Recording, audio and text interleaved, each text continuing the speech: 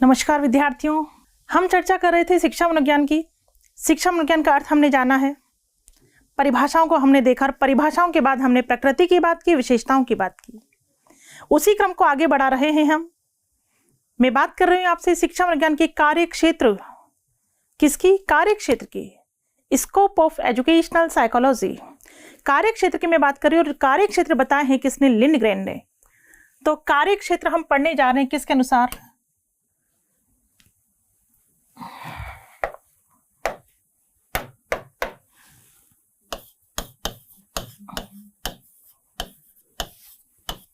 Lindgren के अनुसार।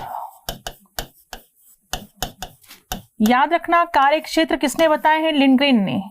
5 कार्य क्षेत्र की चर्चा की है। स्कोप ऑफ एजुकेशनल साइकोलॉजी यानी शिक्षा मनोविज्ञान के कार्य क्षेत्र। शिक्षा मनोविज्ञान के कार्य क्षेत्र, ठीक है। स्कोप ऑफ एजुकेशनल साइकोलॉजी और कार्य क्षेत्र की चर्चा किसने की है? लिंडग्रेन ने। लिंडग्रेन ने पहला कार्य क्षेत्र बताया है शिक्षार्थी।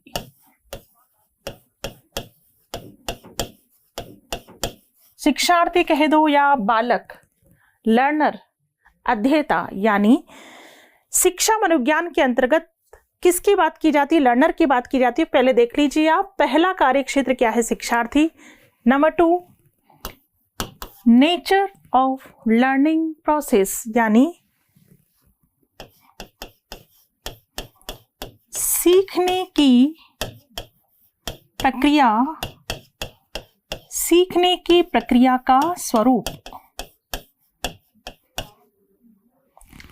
सीखने की प्रक्रिया के स्वरूप, ठीक है। नेचर ऑफ लर्निंग प्रोसेस, ये दूसरा कार्य क्षेत्र है। नंबर 3, लर्निंग सिचुएशन यानी सीखने की परिस्थिति। सीखने की परिस्थिति।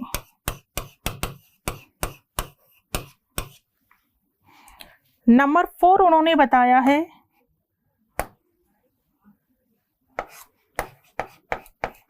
मापन व मूल्यांकन। मापन व मूल्यांकन। और नंबर 5, निर्देशन।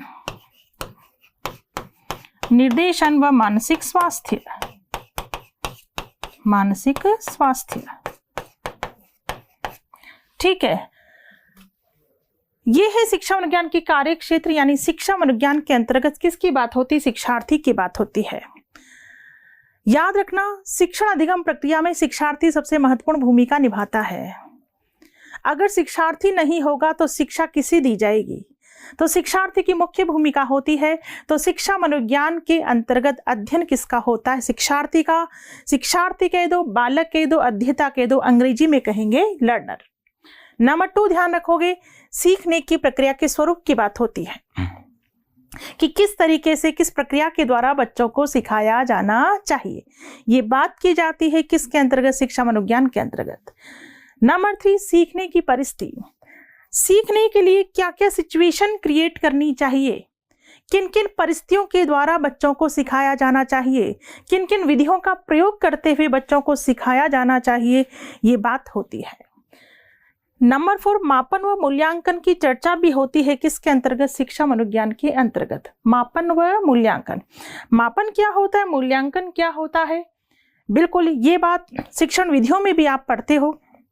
मापन केवल और केवल ज्ञानात्मक पक्ष से संबंधित होता है, जबकि मूल्यांकन तो ज्ञानात्मक, भावात्मक व क्रियात्मक पक्ष से संबंधित होता है। मापन केवल अंकों का प्रदर्शन करता है, ठीक है, अंकों का प्रदर्शन करता है। और अंकों का निर्धारण, अंक निर्धारण कौन करता है? अंक निर्धारण करके उसका नाम कौन देता है? जैसे कोई प्रतिभाशाली है, सामान्य बालक है, ये नाम कौन देगा? मूल्यांकन। मापन का क्षेत्र सीमित होता है, मूल्यांकन का क्षेत्र व्यापक होता है। तो मूल्यांकन, ओवरऑल मूल्यांकन, मूल्यांकन का ही एक पार्ट होता है क्या? मापन, ठीक है। मूल्यांकन के लिए मापन जरूरी है, लेकिन मापन के लिए मूल्यांकन जरूरी नहीं है। तो मापन और मूल्यांकन की बात होती है। यहां तो आपको केवल नाम ध्यान रखने हैं। नंबर 5, निर्देशन व मानसिक स्वास्थ्य। ये टॉपिक हम पूरा पढ़ते हैं, निर्देशन व मानसिक स्वास्थ्य, गाइडेंस। गाइडेंस की बात होती है कि बच्चों को हर अवस्था में बच्चों को गाइडेंस की जरूरत पड़ती है, और अगर बच्चों को हम समय समय पर गाइड करते रहें तो वो मानसिक रूप से कैसे रहेंगे, स्वस्थ। तो मानसिक स्वस्थता में बहुत बड़ी भूमिका निभाता है निर्देशन। यहाँ आपको पिन पॉइंटेड नाम ध्यान रखने हैं, क्योंकि पूछा जा चुका है, पूछा जा सकता है। लिंडग्रेन के अनुसार कौन कौन से कार्य क्षेत्र होते हैं बताइए। नंबर 1 शिक्षार्थी, नंबर 2 सीखने की प्रक्रिया का स्वरूप, नंबर 3 सीखने की परिस्थिति, नंबर 4 मापन व मूल्यांकन, और नंबर 5 निर्देशन व मानसिक स्वास्थ्य। एज इट इज ध्यान रखेंगे, ठीक है। ये चर्चा हुई शिक्षा मनोविज्ञान की कार्य क्षेत्र। आगे हम बढ़ेंगे। अगर मैं आपसे बात करूं कि बताइए क्यों पढ़ रहे हैं आप शिक्षा मनोविज्ञान, क्या जवाब होगा आपका? कुछ कहेंगे मैडम व्यवहार में परिवर्तन के लिए पढ़ रहे हैं, कुछ कहेंगे मैडम मानसिक स्वास्थ्य को स्वस्थ रखने के लिए पढ़ रहे हैं। बेटा सही आंसर तो यह है, आप शिक्षा मनोविज्ञान पढ़ रहे हो क्योंकि आपको शिक्षक बनना है, क्योंकि आपको शिक्षक बनना है, इसलिए शिक्षा मनोविज्ञान पढ़ रहे हो। और आपको ये पता है कि शिक्षक बनने में कितनी महत्वपूर्ण भूमिका है शिक्षा मनोविज्ञान की। हर एग्जाम्स में इसका रोल है, फर्स्ट ग्रेड में, सेकंड ग्रेड में, रीट में, सी टेट में, बी टेट में, MP टेट में, UP टेट में, हर एग्जाम में मनोविज्ञान का रोल है। और इसमें कोई डाउट नहीं है कि शिक्षा मनोविज्ञान शिक्षकों की तैयारी की आधारशिला है। ऐसा ही तो कहा था किसने, स्किनर ने। शिक्षा मनोविज्ञान एक शिक्षक को बहुत ज्यादा आवश्यक है। शिक्षा मनोविज्ञान की बहुत उपयोगिता है एक शिक्षक के लिए। क्यों है उपयोगिता, सुनिएगा। पहले सुनने की चर्चा है, समझने की चर्चा है। जिस शिक्षक को शिक्षा मनोविज्ञान का ज्ञान हो जाता है वो बालक को अच्छे से पहचान सकता है, वो बालक को अच्छे से समझ सकता है। शिक्षा मनोविज्ञान के ज्ञान की सहायता से शिक्षक को स्वयं का ज्ञान भी हो जाता है। जिसे शिक्षा मनोविज्ञान का ज्ञान हो जाता है ऐसा शिक्षक किसी भी प्रकार की कक्षा में शैक्षिक परिस्थितियां जागृत कर सकता है। किसी भी प्रकार की कक्षा में शैक्षिक परिस्थितियां जागृत कर सकता है। जिस शिक्षक को शिक्षा मनोविज्ञान का ज्ञान हो जाता है वो बच्चों के प्रति दंडात्मक प्रणाली नहीं बल्कि प्रेम और सहानुभूति से पेश आता है, पक्षपात नहीं करता, समदर्शी भाव अपनाता है। जिस शिक्षक को शिक्षा मनोविज्ञान का ज्ञान हो जाता है वो बालक की समस्याओं को जान सकता है, आवश्यकताओं को जान सकता है। ऐसा शिक्षक व्यक्तिगत विभिन्नता के अनुसार शिक्षण प्रदान कर सकता है। ऐसा शिक्षक बच्चों का चरित्र निर्माण कर सकता है। ऐसा शिक्षक बच्चों का सर्वांगीण विकास कर सकता है। कौन सा शिक्षक? जिसे ज्ञान होता है किसका? शिक्षा मनोविज्ञान का। ठीक है, तो देखते हैं हम एक बार शिक्षा मनोविज्ञान की क्या क्या उपयोगिता है एक शिक्षक के लिए। तो देखिए एक शिक्षक के लिए शिक्षा मनोविज्ञान का क्या महत्व है। विद्यार्थियों को समझने में सहायक। यस, एक शिक्षक जिसे शिक्षा मनोविज्ञान का ज्ञान हो जाता है वो बालक को समझ सकता है, बालक को पहचान सकता है, इसका मेंटल लेवल क्या है, इसका स्वभाव कैसा है, इसको टेकल करने का तरीका क्या है, उस टीचर को ज्ञान हो जाता है जिसे शिक्षा मनोविज्ञान का ज्ञान होता है। अधिगम की प्रकृति को समझने में सहायक। ठीक है, अधिगम की प्रकृति सरल है या जटिल है, शिक्षक को ये पता चल जाता है कि प्रकृति कैसी है, नेचर इसकी कैसी है, अधिगम की विषय वस्तु की प्रकृति कैसी है। सरल है तो उसे सरलता से बच्चों को पढ़ाया जाए, जटिल है तो उसे जटिल को सरल बनाते हुए किस तरह से बच्चों के सामने प्रस्तुत किया जाए। नेक्स्ट इज स्वयं को समझने में सहायक। जिस शिक्षक को शिक्षा मनोविज्ञान का ज्ञान हो जाता है वो शिक्षक स्वयं को समझने लगता है। वो टीचर अपना एनालिसिस कर सकता है कि मैं कैसा शिक्षक हूँ, मैं बच्चों के प्रति कैसा व्यवहार करता हूँ, मैं बच्चों के प्रति प्रेम सहानुभूति से पेश आता हूँ या दंडात्मक प्रणाली अपनाता हूँ। शिक्षक को स्वयं की जानकारी होती है। यस, कई टीचर्स जो ऑलरेडी जॉब में होते हैं, जैसे 3rd ग्रेड में होते हैं, तो वो 1st ग्रेड की तैयारी करने के लिए आते हैं। जब वो तैयारी करने लगते हैं, शिक्षा मनोविज्ञान को गहराई से पढ़ते हैं, तो उन टीचर को खुद के बारे में जानकारी होती है कि मैं कैसा टीचर था, लेकिन अब मुझे अच्छा टीचर बनना है, प्रभावी टीचर बनना है, हकीकत में ऐसा टीचर बनना है जो एक मिसाल बने। ये सिखाता है कौन? शिक्षा मनोविज्ञान। बालक के स्वभाव व व्यवहार को जानने में सहायक। जिस शिक्षक को शिक्षा मनोविज्ञान का ज्ञान होता है वो बालक के स्वभाव को जान सकता है, बालक के व्यवहार को जान सकता है, इसका स्वभाव कैसा है, ये क्रोधी स्वभाव का है, हंसमुख स्वभाव का है, इसका व्यवहार कैसा है, कहीं आक्रामक व्यवहार तो नहीं करता। तो शिक्षा मनोविज्ञान का ज्ञान होगा तो इस सब की जानकारी शिक्षक को हो जाती है। ठीक है, इसके अलावा नेक्स्ट हम बात करें बालकों के प्रति प्रेम, सहानुभूति, समदर्शी भाव को अपनाने में सहायक। जैसा कि मैं आपको बता चुकी हूँ कि ऐसा शिक्षक बच्चों के प्रति दंडात्मक प्रणाली नहीं अपनाएगा, क्योंकि ऐसे टीचर को ये पता होता है कि मनोविज्ञान दंड के प्रयोग को निषेध मानता है। बिल्कुल, मनोविज्ञान ये कहता है कि दंड के द्वारा बालक में स्थायी परिवर्तन नहीं किया जा सकता। अगर बालक में स्थायी परिवर्तन करना है तो वो तो प्रेम और सहानुभूति से ही किया जा सकता है। बालकों की समस्याओं और आवश्यकताओं को जानने में सहायक। समस्याओं और आवश्यकताओं को जानने में सहायक, बिल्कुल ऐसा शिक्षक जिसे मनोविज्ञान का ज्ञान होता है बालक की समस्या को जान सकता है, बालक की आवश्यकताओं को जान सकता है। बालक की विकासात्मक विशेषताओं को जानने में सहायक। विकासात्मक विशेषताएं यानी विकास होता है बच्चे का शैशवावस्था, देन बाल्यावस्था, फिर किशोरावस्था। हर अवस्था में बच्चों को कैसे टैकल करना चाहिए, हर अवस्था की अपनी अपनी विशेषताएं होती हैं। जैसे हम किशोरावस्था की बात करें तो किशोरों को आत्मसम्मान बहुत प्यारा होता है। किशोर अपने सम्मान पर लगी ठेस को बर्दाश्त नहीं कर पाता, तो हमें किशोरों के साथ वैसे ही पेश आना पड़ता है। तो कहने का मतलब ये हर अवस्था की अपनी अपनी विशेषताएं होती है। उन विशेषताओं के अकॉर्डिंग बच्चों को कैसे टैकल करना चाहिए ये सिखाता है कौन? शिक्षा मनोविज्ञान। व्यक्तिगत विभिन्नता को जानने में सहायक। व्यक्तिगत विभिन्नता, बिल्कुल आगे हम पढ़ेंगे टॉपिक व्यक्तिगत विभिन्नता। ये जो शब्द है व्यक्तिगत विभिन्नता का संप्रति सबसे पहले किसने दिया था? गाल्टन ने। किसने दिया था? गाल्टन। किसे कहते हैं व्यक्तिगत विभिन्नता? शरीर के रूप, रंग, आकार, सीखने की गति, बुद्धि, स्मृति, रुचि, अभिरुचि, अभिवृत्ति, सभी पक्षों में पाई जाने वाली भिन्नता को क्या कहते हैं? हम व्यक्तिगत विभिन्नता। तो सारे बच्चे समान नहीं होते हैं, कुछ बच्चे प्रतिभाशाली होते हैं, कुछ सामान्य बुद्धि होते हैं, कुछ मंद बुद्धि होते हैं। तो उसी अकॉर्डिंग हमें उन्हें शिक्षण कराया जाना चाहिए। ठीक है, प्रतिभाशाली बच्चों के लिए उसी प्रकार के अनुभवी शिक्षकों की आवश्यकता होती है। सामान्य बुद्धि बच्चों के लिए सामान्य नॉलेज वाला शिक्षक चलेगा, लेकिन मंद बुद्धि बच्चों को पढ़ाने के लिए वो शिक्षक चलेगा जिन्होंने मंद बुद्धि बच्चों को पढ़ाने की ट्रेनिंग ले रखी है। तो ये सब बताता है कौन? शिक्षा मनोविज्ञान। नेक्स्ट है किसी प्रकार की कक्षा में शैक्षिक परिस्थितियां जागृत करने में सहायक। किसी भी प्रकार की कक्षा हो, कैसी भी कक्षा हो, ऐसा शिक्षक शैक्षिक परिस्थितियां जागृत कर सकता है। बच्चों को मोटिवेट करना आता है ऐसे टीचर को, बच्चों में इंटरेस्ट क्रिएट करना आता है।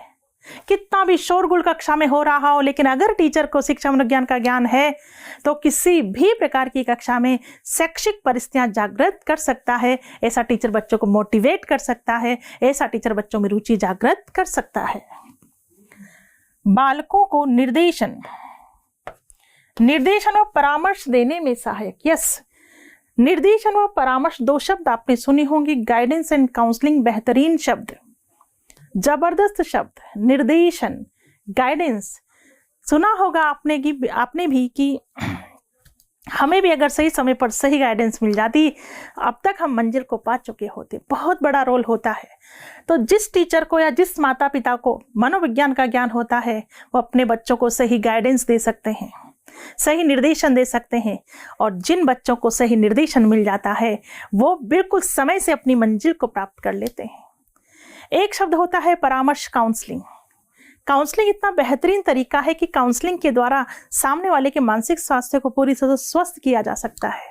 आज जो दौर चल रहा है, जो माहौल चल रहा है, उसमें बच्चों को बहुत ज़्यादा काउंसलिंग की ज़रूरत है, परामर्श की ज़रूरत है। टीचर्स को बच्चों के साथ काउंसलिंग करनी चाहिए, पेरेंट्स को बच्चों के साथ काउंसलिंग करनी चाहिए, तभी जाकर आज के समय में बच्चे का मानसिक स्वास्थ्य स्वस्थ रह सकता है। तो जिस टीचर को मनोविज्ञान का ज्ञान होगा वो बच्चों को निर्देशन दे सकता है, परामर्श दे सकता है। नेक्स्ट है उचित शिक्षण विधियों को अपनाने में सहायक। यस, शिक्षा मनोविज्ञान के ज्ञान से एक टीचर को ये पता चलता है कि बहुत सारी विधियां हैं जिनके द्वारा बच्चों को पढ़ाया जा सकता है। बच्चों को खेल खेल में पढ़ाया जा सकता है, बच्चों को क्रिया द्वारा पढ़ाया जा सकता है। तो बहुत सारी विधियों की उस शिक्षक को जानकारी हो जाती है।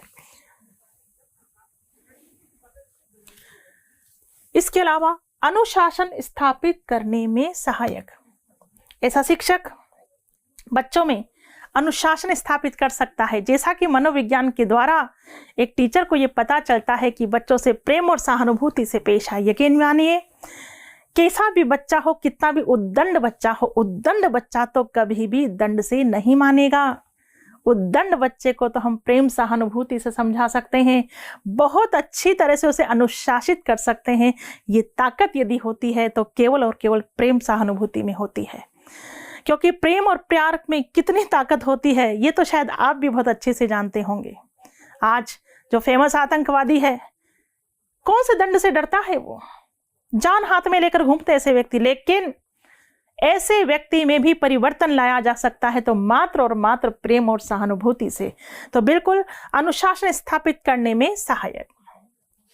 मानसिक क्रियाओं को जानने में सहायक, मानसिक क्रियाओं को जानने में सहायक। मानसिक क्रिया कौन कौन सी होती हैं? चिंतन करना, कल्पना करना, अवधान करना, अधिगम करना, तर्क वितर्क करना, समस्या समाधान करना, ये सब क्या होती? मानसिक क्रियाएं। तो एक टीचर जिसे मनोविज्ञान का ज्ञान होता है वो बालक की मानसिक क्रियाओं को बहुत अच्छे से जान सकता है, पहचान सकता है। नेक्स्ट है मूल्यांकन की। मूल्यांकन की नवीन विधियों को प्रयोग करने में सहायक। मूल्यांकन की हम बात करें तो वर्तमान समय में इतनी सारी विधियां चल चुकी हैं जिनके द्वारा बालक का सही मूल्यांकन किया जा सकता है।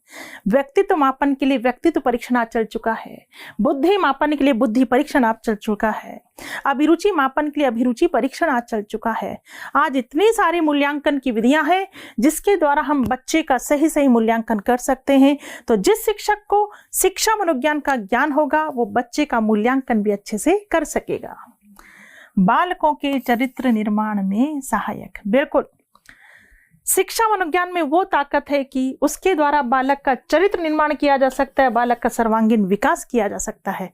सर्वांगीण विकास कब होता है? जब बच्चे के चारों पक्षों में परिवर्तन हो। चारों पक्षों में परिवर्तन। चार पक्ष कौन कौन से? हेड, हार्ट, हैंड और हेल्थ। मानसिक पक्ष, ठीक है, ज्ञानात्मक पक्ष, भावात्मक पक्ष, क्रियात्मक पक्ष और शारीरिक पक्ष। 4 एच होते हैं, सुना होगा आपने। 4H education formula.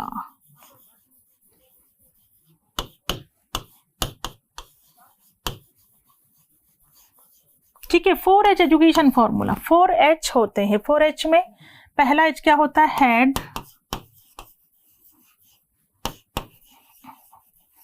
Heart, hand और हेल्थ। हेड यानी ये कौन सा पक्ष है? ज्ञानात्मक पक्ष। हार्ट भावात्मक पक्ष। हैंड क्रियात्मक पक्ष और हेल्थ शारीरिक पक्ष।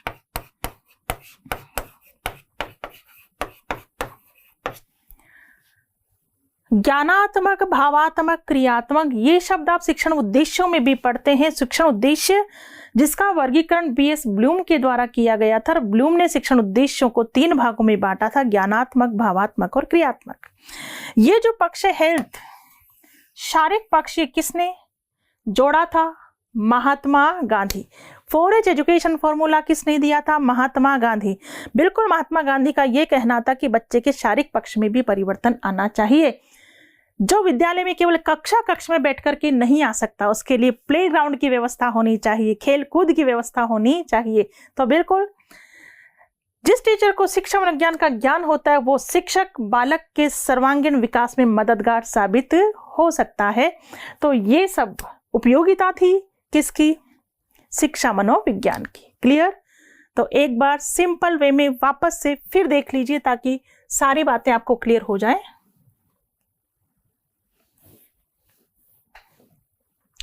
देखिएगा, पढ़ते चले जाएंगे हम।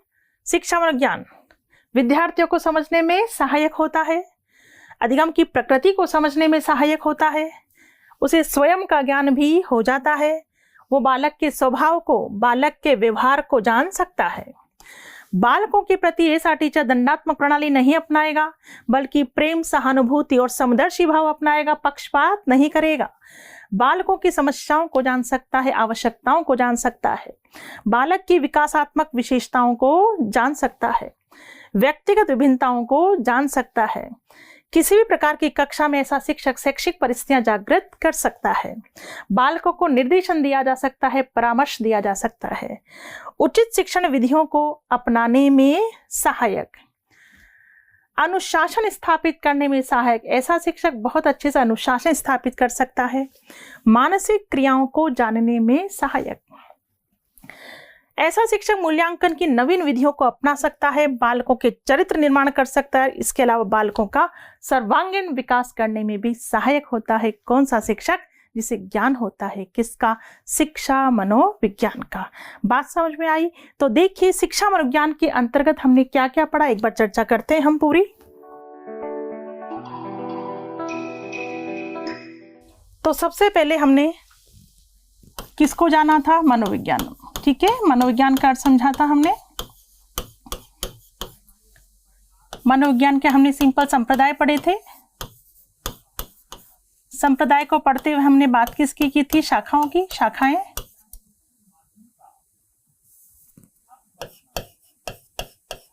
ठीक है, और शाखाओं की चर्चा करते हुए हम किस पर आ गए थे? शिक्षा मनोविज्ञान। ठीक है, यहां तक की बात क्लियर है। शिक्षा मनोविज्ञान के बाद हमने बात की थी शिक्षा मनोविज्ञान के अर्थ की। शिक्षा मनोविज्ञान के अर्थ की हमने बात की। अर्थ के बाद परिभाषाएं, परिभाषाओं के बाद प्रकृति की हमने बात की। ठीक है, प्रकृति की के बाद हमने पढ़े थे क्या? शिक्षा मनोविज्ञान के कार्यक्षेत्र, और कार्यक्षेत्र किसके अनुसार पढ़े थे? लिंडग्रेन के अनुसार। ठीक है, कार्यक्षेत्र पढ़ने के बाद हमने बात की थी शिक्षा मनोविज्ञान की उपयोगिता।